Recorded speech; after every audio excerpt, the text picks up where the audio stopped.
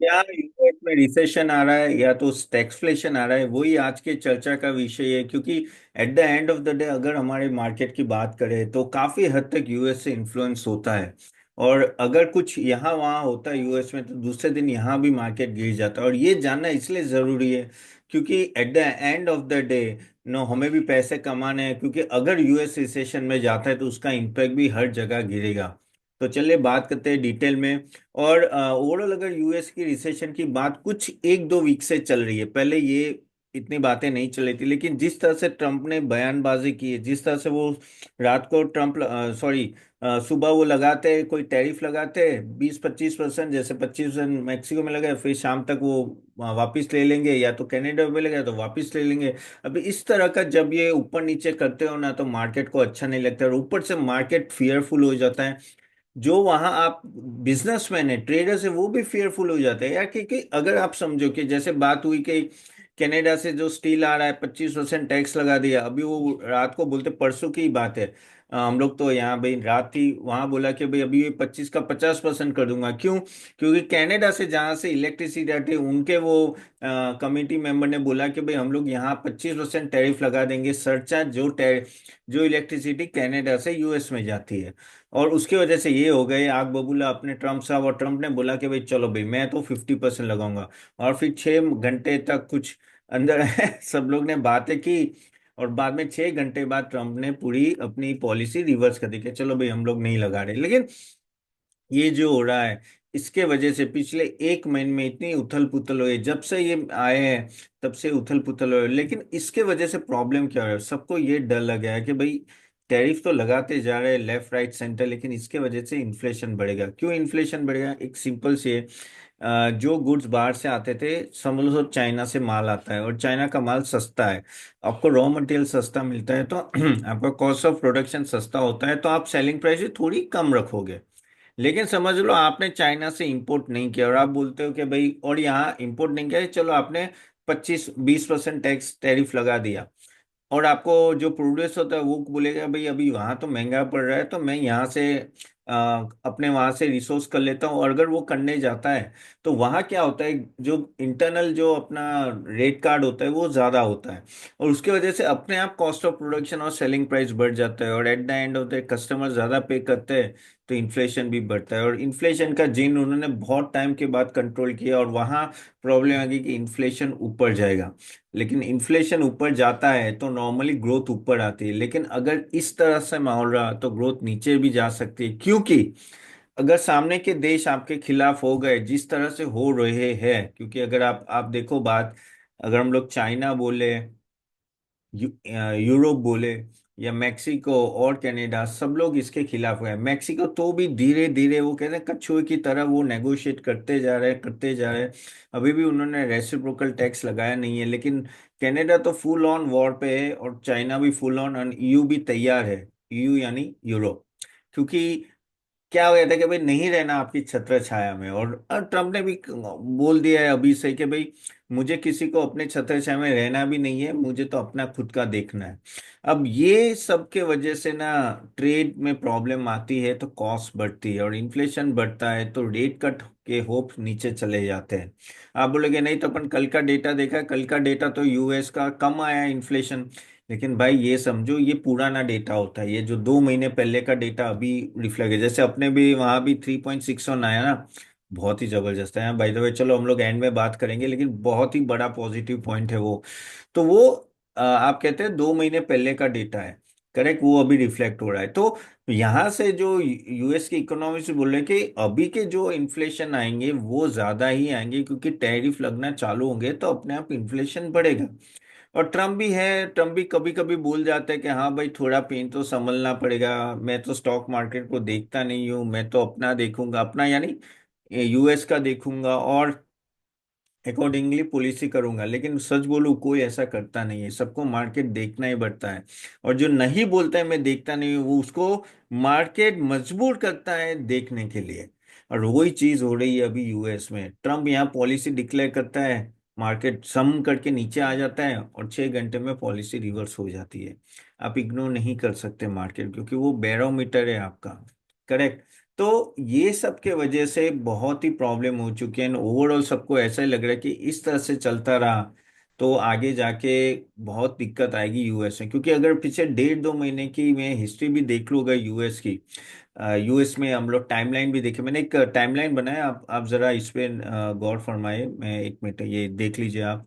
तो अगर आप ये टाइमलाइन देखेंगे तो ओवरऑल आप देखो नवंबर इलेक्शन से पहले, जस्ट मैं 2 मिनट में बता दूं कि किस तरह से ट्रम्प ऊपर से नीचे होते हैं। कि उन्होंने 10% यूनिवर्सल इंपोर्ट टैरिफ लगाना चाहते थे, और चाइना में तो बोला कि भाई मैं 60% लगा दूंगा। और उसके वजह से ग्लोबली चाइना सभी कंट्री को प्रॉब्लम हुई। ठीक है। और यूएस तो स्ट्रेंथन होता गया, यूएस इंडेक्स आपको भी पता है 110 चला गया, आपने ये तो यहाँ तक आ गई प्रॉब्लम, और देखा आपने किस तरह से एफआई सेलिंग हुई। जैन में जब उनका वो प्रेसिडेंट बन गए, ओके, और बाद में अनाउंस हो गया 25 जैन को वो 10% बेसलाइन टैरिफ सभी इंपोर्ट में ऐसे बात करके हम मैं लगाना चालू कर दूंगा, अभी 1 महीने में लगेगा, ये सब बातें चल गई। फिर उन्होंने 25% टैरिफ अनाउंस कर दिया 5 फेब को कनाडा और मेक्सिको का। ओके, और उस टाइप में वापस जैसे मैंने बोला ना, सभी करेंसी डीवैल्यू हो रही थी, सिर्फ यूएसडी ऊपर जा रहा था। ओके। सिमिलरली अगर 15 फेब में भी अगर देखो इंपोर्ट टैरिफ लगा दिए, सिमिलरली मार्च में, मैं ये सब में डिटेल में नहीं जाऊं, लेकिन आपको ये इसलिए बता रहा हूँ कि इवन आज सुबह की भी बात करें तो उन्होंने जैसे मैंने बोला ना कि बातें चल रही है कि और टैरिफ लगाने जा रहे हैं वो कनाडा पे।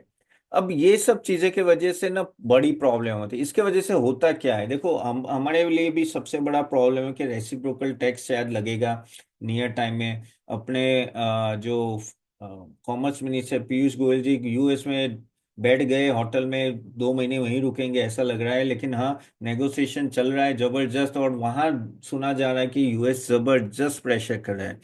यूएस इस तरह से प्रेशर कर रहा है कि उनको चाहिए कि इंडिया से बहुत ही अच्छी डील हो। अगर इंडिया से अच्छी डील हो और इंडिया अगर टैरिफ कम करता है अपना बहुत ही, तो वो पूरी दुनिया को बता पाए देखो, क्योंकि उनकी अभी चांच नहीं डूब रही है बाकी सब कंट्रीज के साथ ऑनेस्टली। जैसे मैंने बोला कनाडा, यूरोप और चाइना तीनों खिलाफ है। तो एक इंडिया को एक प्यादे की तरह यूज कर सकते हो। अब देखना पड़ेगा हम लोग भी कितने झुकेंगे, झुकना नहीं चाहिए ज्यादा।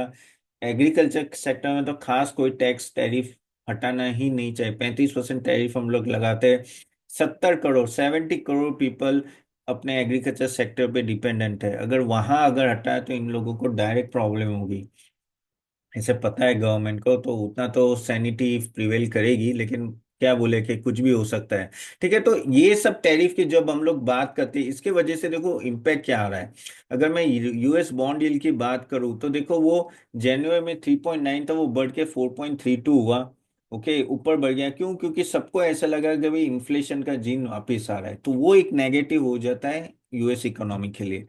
जर्मन बॉन्ड की हम लोग बात करें तो ऑलमोस्ट डाउनवर्ड था, और जापान का भी अपवर्ड था। इन्फ्लेशन ही वहाँ प्रेशर है, इसकी वजह से मैं आपको ग्लोबली बता रहा हूँ कि ये 3-4 महीने में क्या हुआ है।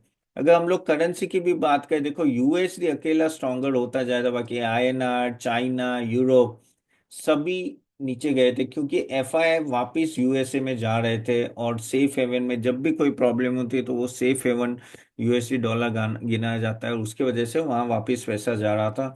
और बाकी सब और डेप्रिशिएट, हमारी हालत तो बहुत ही टाइट थी। आपको भी पता है 88 तक चला गया था। बातें चली थी कि भाई ये 100 रुपये पर डॉलर भी आ सकता है। अगर हम लोग बाकी इकोनॉमिक इंडिकेटर देखें, ओके, तो आप देखो कि ओवरऑल पिछले 3-4 महीने में ऑफ कोर्स यूएसडी का जीडीपी नीचे जा रहा है, लेकिन इन्फ्लेशन थोड़ा थोड़ा ऊपर आने लगा।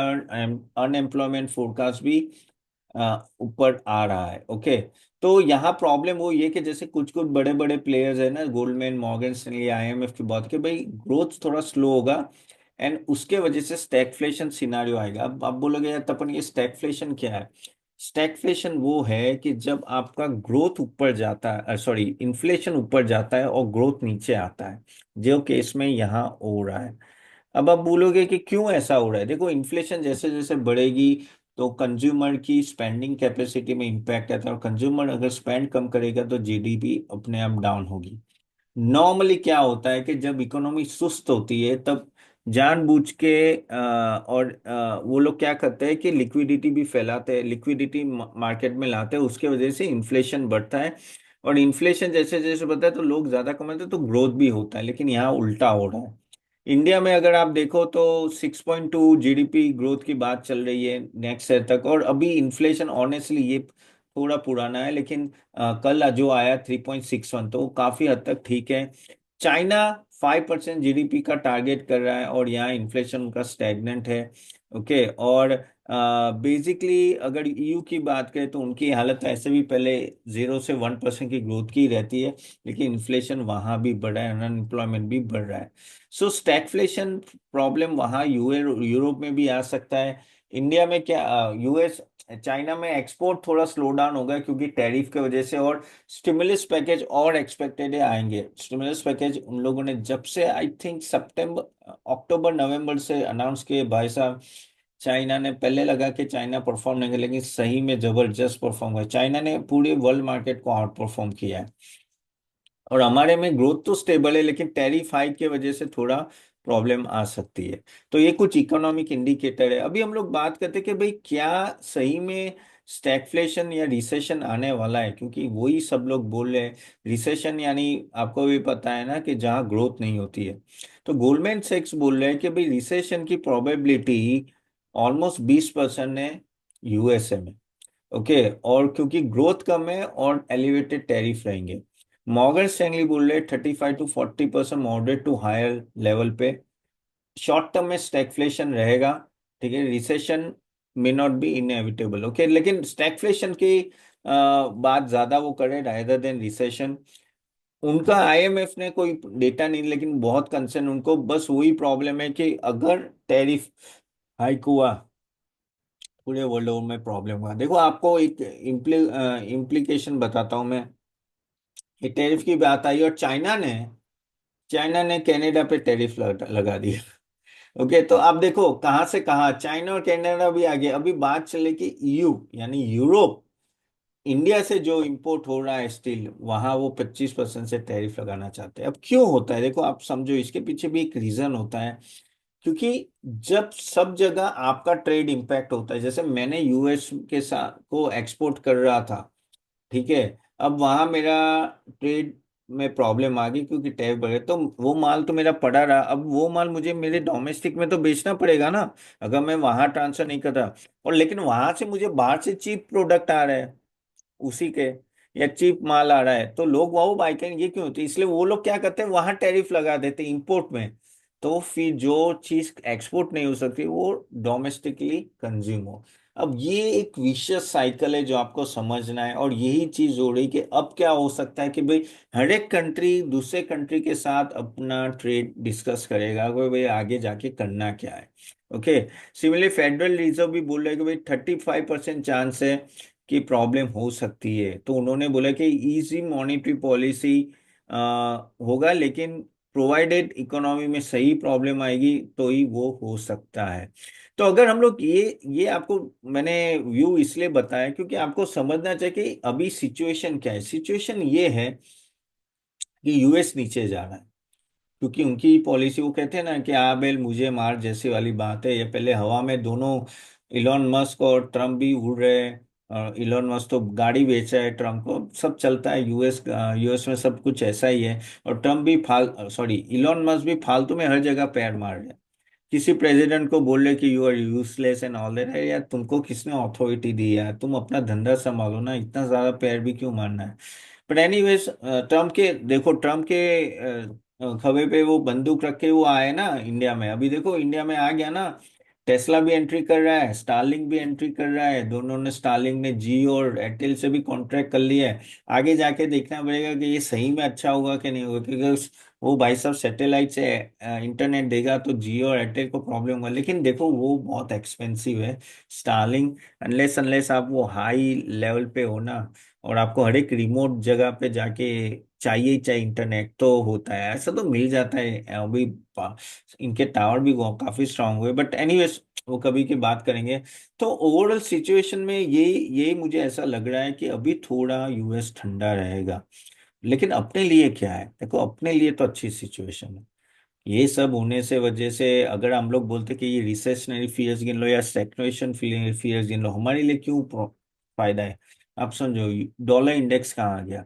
डॉलर इंडेक्स एक जगह पे 110 पहुंचा, अभी 104 105 के आसपास खड़ा है। ठीक है, 104 के आसपास, तो वो बहुत नीचे आ गया। Best thing to happen for us. Okay, तो एफआई की सेलिंग थोड़ी रुक सकती है। दूसरा, ऑयल $70 के नीचे चला गया था, अभी कुछ 71 के आसपास है। बहुत ही अच्छा सिनारियो है।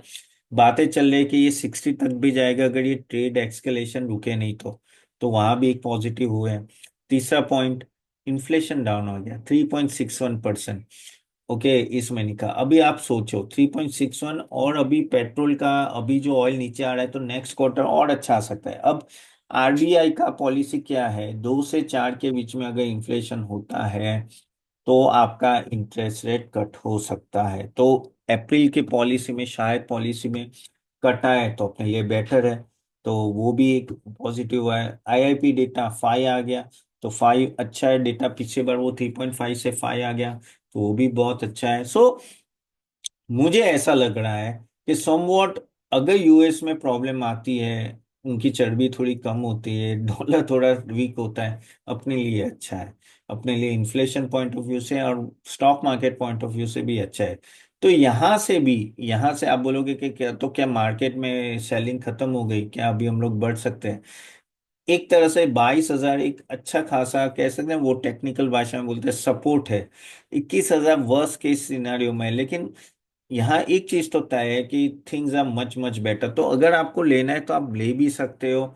और मेरे हिसाब से अगर ये सब चलता रहा ट्रेड वॉर, तो इंडिया को बेनिफिट होगा। अभी हमारा लगा नहीं है, देखो हम लोग, और मैं सच बोलता हूँ, सब लोग बोल रहे हैं कि मोदी क्यों झुक रहा है, हमें झुकना है। अरे भाई, लेकिन हमारा सबसे ज्यादा टैरिफ है, हमने 9.5% से टैरिफ लगाया यूएस में, और यूएस हम पे 3% लगाया। तो कहीं ना कहीं तो कंप्रोमाइज आएगा ही आएगा। हाँ, क्रिटिकल एरियाज में जैसे एग्रीकल्चर सेक्टर, वहां सब करना नहीं चाहिए, अदरवाइज आएगा। तो अगर हम लोग बड़ा टैरिफ अवॉइड कर पाए यूएस से, तो अपने लिए बेटर है। हाँ, पूरा झुक भी नहीं जाना है, लेकिन थोड़ा झुकेंगे तो कल उठ के बाकी लोगों में टैरिफ ज्यादा लगे तो हमारा माल वहां जाए, क्या पता, ऐसा भी हो सकता है। तो ये सब सिनारियो में मुझे तो ठीक ठाक लगा। अब यूएसए का रिसेशन, सब लोग बोले आएगा ही आएगा, ट्रम्प ट्रम्प जिस तरह से बिहेव करे, पागल की तरह बिहेव करे, तो आएगा ही आएगा। तो वही है कि लेट्स सी, आता है कि नहीं आता है। सिचुएशन वहां खराब है, लेकिन हमारे लिए बेहतर होती जा रही है। That is what I feel. Okay, कल के डेटा के बाद। तो चले यहाँ तक रखे गाइस। होप आपको वैल्यू मिली होगी। वैल्यू मिली तो please like and share this video to everyone. आपके क्वेश्चन कमेंट बॉक्स में जरूर डालें, मैं जरूर लेता हूँ। चले, मैं आपके पुराने क्वेश्चंस जो है कल के क्वेश्चंस में ले लेता हूँ जरा। ठीक है, let me open the YouTube community. Okay, चले, पहला क्वेश्चन है मोहम्मद राज आर सेन, सेबी बेबस है क्या जब IPO price higher side taken the cost sustainable development? अच्छा, मनराज सेन बोल रहे हैं कि सेबी एक्शन नहीं लेती, बेसिकली वही। या देखो, और वो आईपीओ का पॉइंट बोले, यहाँ एक चीज आपको समझनी है कि आईपीओ का प्राइस कितना रखना, वो सेबी कभी डिसाइड नहीं करती। आई सेबी का काम क्या है? सेबी का काम है कि भाई आईपीओ लाते वक्त सभी रेगुलेटरी इश्यूज हो या कंप्लायंस हो, या तो जो प्रॉपर डिस्क्लोजर हो, वो क्या कंपनीज ने किया है कि नहीं, और उस तरह से सभी पैरामीटर्स में जो शेयर होल्डिंग और वो सब पैटर्न है, वो सब भी जरा से ठीक हो, तभी वो लिस्टिंग होता है। लिस्टिंग कितने पे होगा, कौन से प्राइस बैंड, वो सेबी कभी डिसाइड नहीं करेगी।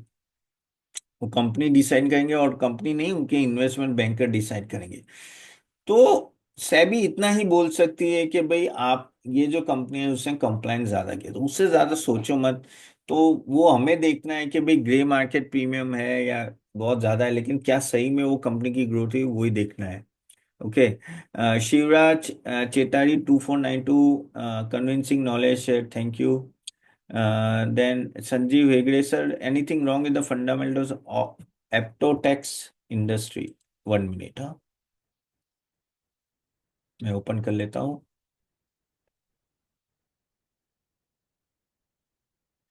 एप्टो, अरे बाप रे, सॉलिड गिर रहा है भाई, 55% गिर गया। ठीक है, आर ओ यार से, प्रॉफिट ग्रोथ ओके है। आई थिंक अभी देखो, प्राइमा फेस ही थोड़ा अभी प्रॉफिटेबिलिटी का प्रॉब्लम आ चुका है इस कंपनी को। और ये जो स्टॉक था ना, काफी हद तक नो वो बहुत ही अच्छा रिटर्न रिजल्ट दे रहा था दिसंबर 2020, फिर बाद में वो सडनली बहुत ही नीचे गिर चुका है, ऑलमोस्ट आधा हो चुका है। आई थिंक ये प्रॉफिटेबिलिटी का ज्यादा प्रॉब्लम है रेदर देन फंडामेंटल में थोड़ा तो कोई इश्यू है। ये आप देखो 2-3 क्वार्टर से सही में नहीं परफॉर्म कर। आई थिंक आपको अगर ये स्टॉक में लेना भी, आपको भी बहुत केयरफुल रहना चाहिए, क्योंकि कुछ तो प्रॉब्लम, अब मैं 2 मिनट में फाइनेंशियल्स तो पूरा देख नहीं पाऊंगा, लेकिन कुछ तो गड़बड़ है मेरे हिसाब से। तो ये अभी टेम्पररी आप अवॉइड कर सकते हो। देन देखो 1 मिनट। सब अरे भाई अभी इंफोसिस क्यों गिर रहा है? अतुल सक्सेना पूछे 99 अतुल सक्सेना, इंफोसिस इसलिए गिर रहा है कि यूएस में रिसेशन का फियर है। यूएस के रिसेशन के फियर से सभी स्टॉक, आईटी स्टॉक गिर रहे हैं। ओके, और आपको भी पता है कि इन सब कंपनी, इंफोसिस ले लो, टीसीएस ले लो, ये सब कंपनी जो है ना, उनका बीएफएसआई में बड़ा एक्सपोजर होता है। बीएफएसआई यानी बैंकिंग फाइनेंशियल सर्विस, वो सब।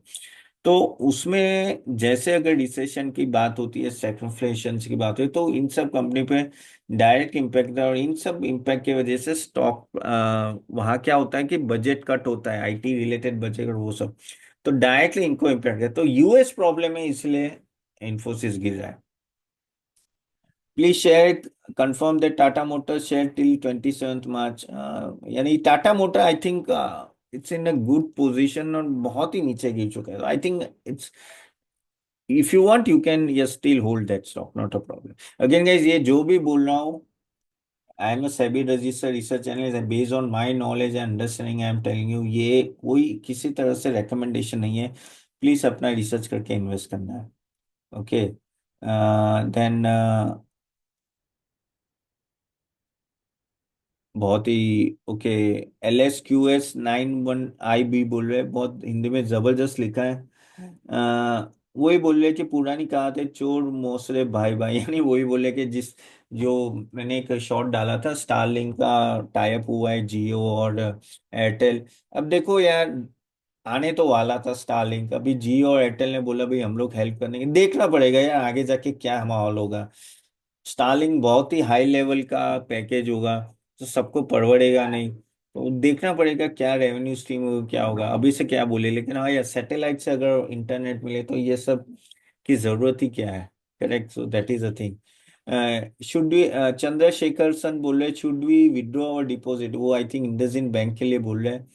वेल, इंडसइंड बैंक, जो मैंने कल भी वीडियो बनाया था, मेरे हिसाब से जो भी वैल्यूएशन था, और मैंने कल भी बोला था कि सुबह मार्केट से पहले कि सब कुछ प्राइस इन हो गया, और आपने देखा होगा इंडसइंड बैंक कल 5% अप था। आज कितना अप है मैं देख लेता हूँ, 1 मिनट। आज सेम वही पोजीशन है, लेकिन मेरे हिसाब से कोई उसमें प्रॉब्लम नहीं। और विड्रॉ करने की तो बात ही नहीं है, डिपॉजिट यार, आरबीआई पीछे था, ये कोई इंसॉल्वेंसी में नहीं जाएगी, वो टेंशन मत लो। तो चंद्रशेखर, जब तक मैं एफडी की बात करूँ, कोई बात नहीं है, आप रखे रखो, कोई कंपनी को कुछ नहीं होगा, और नहीं तो आरबीआई बैठी है। और स्टॉक प्राइस ही मैंने बोला कि एक लेवल पे बॉटम फॉर्म हो चुका है, लेकिन देखना पड़ेगा यहाँ से डिस्क्लोजर कैसे होंगे, और कोई स्केलेटन तो बाहर नहीं निकल रहे। ठीक है। देन दूसरा क्वेश्चन, प्रभास मोटा भाई साइलेंट है तो मतलब कुछ बड़ा प्लान है, कुछ तो बड़ा अनाउंसमेंट आने वाला है। अच्छा, वो जियो फाइनेंशियल की बात कर रहे हैं क्या? हाँ देखो, जियो फाइनेंशियल के कहते हैं ना कि ख्वाब बहुत बड़े और बहुत बड़ा वो करना चाहते हैं यहाँ से, लेकिन देखना पड़ेगा किस तरह से होगा, कैसे होगा। One thing has to understand, अगर आपका 3 से 5 साल का मिनिमम हुए तो ही जियो फाइनेंशियल के लिए जाना, नहीं तो शॉर्ट टर्म में सडनली आपको कुछ दिखेगा नहीं, क्योंकि प्रॉफिटेबिलिटी आने में टाइम लगेगा। हाँ, बजाज फाइनेंस उस साल में कंपेरेटिवली अच्छा है। ओके चले गाइस, तो यहाँ तक रखते हैं। आई थिंक नेक्स्ट क्वेश्चन हम लोग नेक्स्ट सेशन में लेंगे। तो होप आपको ये वीडियो अच्छा लगा, वीडियो अच्छा लगे तो do like it, share it guys. And आज एक स्पेशल सेशन है शाम को 8 बजे, अगर चाहो तो आप अटेंड कर सकते हो। ओके, जहाँ मैं बात करूंगा लाइव सेशन का कि किस तरह से पोर्टफोलियो स्ट्रक्चर करना है। So thank you very much job of, और नेक्स्ट वीडियो मिलता है। Bye bye.